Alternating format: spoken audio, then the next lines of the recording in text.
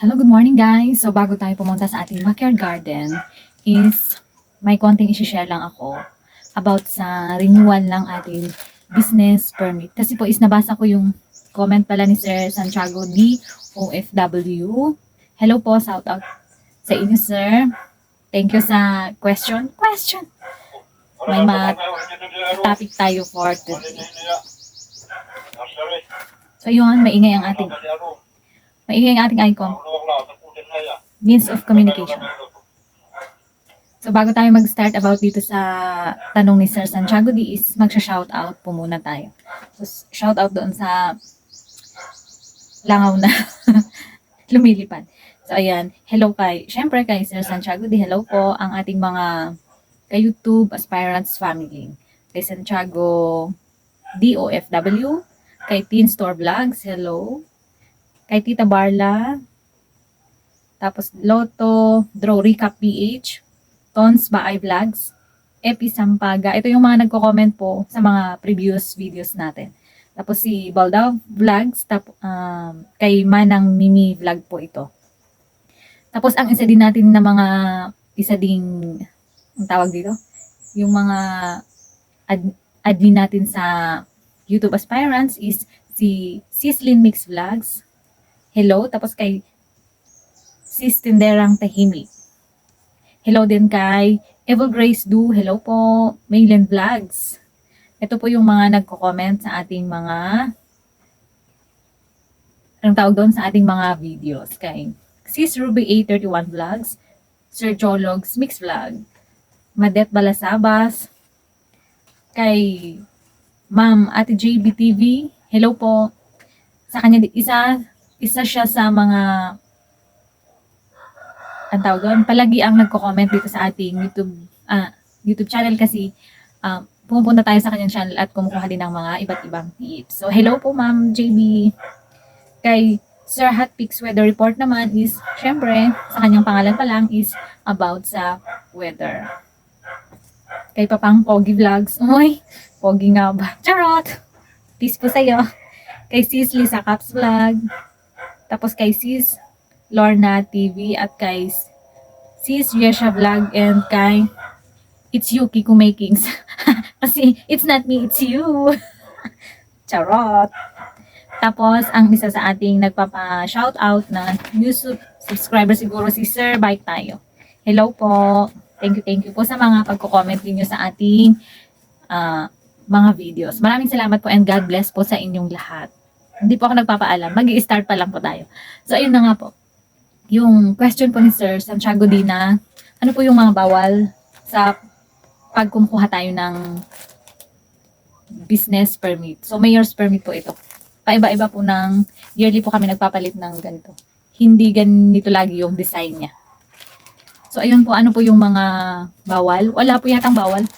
As long as you are a law-abiding citizen. Law-abiding citizen.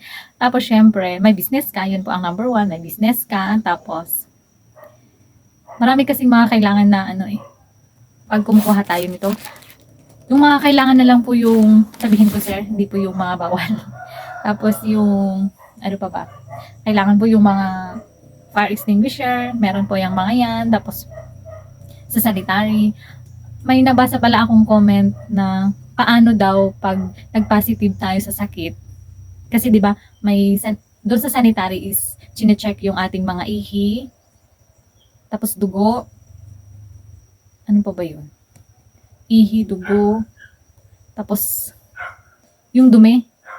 Tapos ano pa ba yung chine-check sa atin? Parang yun lang tatlo. Parang dito lang sa amin, parang yung tatlo lang. Pero pag paano daw po pag nag-positive siya doon, nag-positive sa sakit. Sa amin po dito is namimigay po sila ng, bibigyan ka po ng permit, pero bibigyan ka din po ng gamot kasi munisipyo po sa barangay is kompleto na po yung kompleto na po yung parang sangay ng pamahalaan na may DOH, tapos may DOH ang mga midwife natin, nurse, si doktor, nandyan po sa sanitary area, tapos yung mga Bureau of Fire naman is doon sila sa fire. Syempre fire. Doon po sila. Tapos more on sila, nagche-check sila ng fire extinguisher. Yun po yung ibig kong sabihin. Tapos, ano pa ba? Kasi more on sa health po yung mga nandun eh. Tapos, ang mga nasa tourism, ay, BPLO yata. Hindi pala sa tourism, sa BPLO. Parang isa kasi, parang isang sangay kasi yun eh. Nasa isang office lang sila, kaya yun po yung, ano nila. Sila po yung namimigay ng permit sa atin. Siyempre, pag nakapasa ka lahat doon sa mga nakapagbayad ka na, di ba? Nakapagbayad ka na, then nakapagbayad ka na ng permit mo, yung mga nilista dito.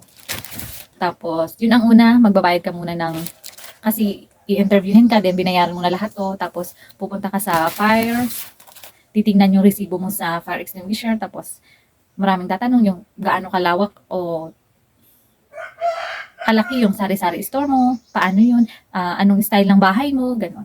Nasaan ang store mo, nasa bahay ba o hindi siya nakaano sa bahay mo, malayo sa bahay mo, ganun ko. Tapos, ayun, pag natapos ka naman, is pupunta ka na sa sanitary. So, doon na yun i-check yung inyong health condition, kung healthy o hindi. Pero pag, ang alam ko is bibigyan ka pa rin po doon. And then, ayun, pag tapos ka na sa sanitary, tapos na lahat yung mga lalakarin mo, kinuha mo dito sa ano, sa mga ganito, is pupunta ka naman sa yung pinakahuli is kukuhanin mo na agad yung ganito. So, wala pa pong isang araw, makukuha mo na po yung permit mo pag umiikot po yung mga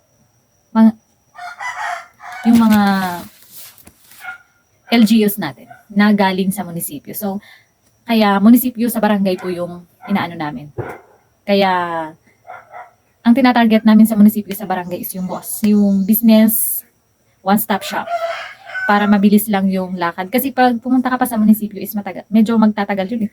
Siguro mga 1 linggo yun, lalo pag wala si mayor na pipirma ng inyong permit. Siyempre may mga lakad din si mayor, kaya hindi natin makukuha agad pag sa munisipyo. Kaya mas maganda, ang targetin mong kukuhanan ng permit mo is yung sa munisipyo, sa barangay. And thankful po kami kasi meron dito sa amin ang munisipyo sa barangay. Ewan ko lang po sa inyo, dyan sa mga lugar ninyo kung gumagawa po sila ng ganun. Sa munisipyo sa barangay para isahan. Pero nung pandemic parang wala. Ay, meron pala. Meron. Nung nakaraang taon lang is pumunta kami sa bayan kasi medyo, syempre bago pa lang yung munisipyo namin, kaya kailangan doon para makita namin yung kagandahan ng aming munisipyo o kaya yung abong na ikaya pa. It means na bahay ng mga taga-Kayapa. So, ayun lang guys yung ating sharing for today. And thank you. At kung nagustuhan mo yung ating video for today is maaari lang subscribe yung ating channel. So, this is Veron, ang igorotang tendera from Nueva Vizcaya at naniniwala sa kasabihang panatilihing nakatapak ang paa sa lupa para hindi ka pumatumba. At yung isa na, daig ng maagap ang masibag. Kailangan magsipag at kailangan din maagap. So, bye-bye po. Ingat po ang lahat. God bless!